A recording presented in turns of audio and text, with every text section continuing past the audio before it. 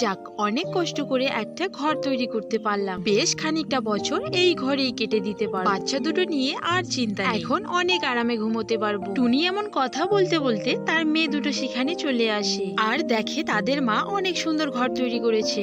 মা তুমি এত সুন্দর ঘর তৈরি করেছো, আজ থেকে আমরা এই ঘরে থাকবো। কি মজা কি মজা। মা, তুমি এত সুন্দর ঘর কি করে তৈরি করলে বলো তো? আর আমাদের কোনো ভয় নেই মা এখন। হ্যাঁ রে মা, আজ থেকে আমাদের আর কোনো চিন্তা নেই, আমরা এই ঘরেতেই থাকবো।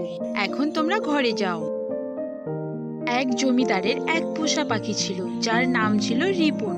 সে একদিন সেই রাস্তা দিয়ে ঘুরতে বেরিয়েছিল। এরপর সে টুনির ঘরটি দেখতে পায়। আরে আরে, আমাদের জমিদার বাবু জমিতে কি যেন ঘর বানিয়েছে। এটা তো জমিদার বাবুকে জানাতে হয়। যাই জমিদার বাবুকে সবার আগে খবরটা দিয়ে আসি। এরপর পাখিটি সেখান থেকে চলে যায়। আরে রিপন, তুই না ঘুরতে বেরিয়ে গেলি, হঠাৎ ফিরে এলি যে? জমিদার বাবু সর্বনাশ হয়ে গেছে গো, তোমার জমিতে কে যেন একটা ঘর বানিয়ে রেখেছে, তাই তোমাকে খবরটা জানাতে এলাম। শিগগিরই চলো সেখানে। আরে বলিস কি, কার এত বড় সাহস আমার জমিতে ঘর বানিয়ে রাখে? চলো দেখতে হচ্ছে তো ব্যাপারটা। এই ঘরে কে আছিস, তাড়াতাড়ি বেরিয়ে আয় বলছি। টুনি তখন বাড়ি ফিরছিল।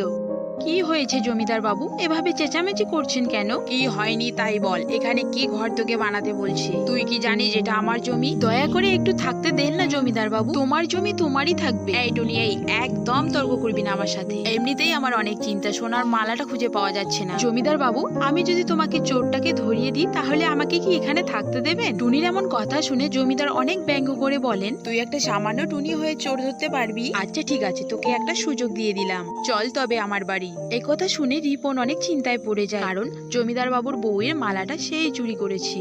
হায় কপাল, এখন তো মনে হচ্ছে আমি নিজের পায়ে নিজেই কুড়োল মারলাম। আর ধরা পড়লে তো জমিদার বাবু আমাকে বাড়ি থেকেই তাড়িয়ে দেবে, আর সেখানে তো যেতেই হবে, না হলে আমাকে আগে আগেই সন্দেহ করে নেবে। কি আর করা যাবে, যাই, যা হবার হবে। এই টুনি, তোমার কাজ এবার তুমি শুরু করে দাও, তাড়াতাড়ি করো। হ্যাঁ জমিদার বাবু, এর জন্য আমাকে একটা জবা ফুল লাগবে, একটা জবা ফুল আনার ব্যবস্থা করো। সেই জবা ফুলটাই প্রমাণ করে দেবে। এই মৌমাছি, তাড়াতাড়ি একটা জবা ফুল নিয়ে আয় তো। মৌমাছি জবা ফুল আনতে চলে যায়। এই জবা ফুলটাই তার নাম বলবে যে চুরি করেছে। সবাই চুপচাপ হয়ে বসে থাকো, কেউ আবার কথা বলো না, যেন কথা বললেই বিপদ। এতে রিপন অনেক ভয় পেয়ে যায় এবং সেই ভয়ে বলতে থাকে, আসলে জমিদার বাবু, আমার নাম রিপন না, এটা আমার ডাক নাম, আমার ভালো নাম হলো রিহু। তখন টুনি বলতে থাকে, দেখলে তো জমিদার বাবু, এখন জলের মতো পরিষ্কার যে রিপনই চুরিটা করেছে, তা না হলে ওর নাম পাল্টাতে যাবে কেন? ছি ছি রিপন, তুই শেষ পর্যন্ত আমার ঘরেই চুরি করলি। এতদিনে তুই আমাকে এই মর্যাদা দিলি, আজই তুই আমার বাড়ি থেকে বেরিয়ে যাবি, তোর মুখ যেন আর আমাকে দেখতে না হয়। দেখলে তো বউ, রিপন আমাদের সাথে কি বেইমানিটাই না করলো। হ্যাঁ গো, রিপন আমাদের সাথে একদম ঠিক করেনি। এই রিপন, হাতটা ফেরত দিয়ে আজই বাড়ি থেকে চলে যাবি। মালাটা পেয়ে তারা অনেকটাই খুশি হয়ে যায়। টুনি, আজ থেকে ওই বাড়িটা তোর, যা তুই তোর বাচ্চাকে নিয়ে ওই বাড়িতে সুখে শান্তিতে থাক। এতে টুনি অনেকটাই খুশি হয়ে যায়। ঠিক আছে জমিদার বাবু, তোমাকে অনেক অনেক ধন্যবাদ। জমিদার বাবু, তবে এখন আমি চললাম।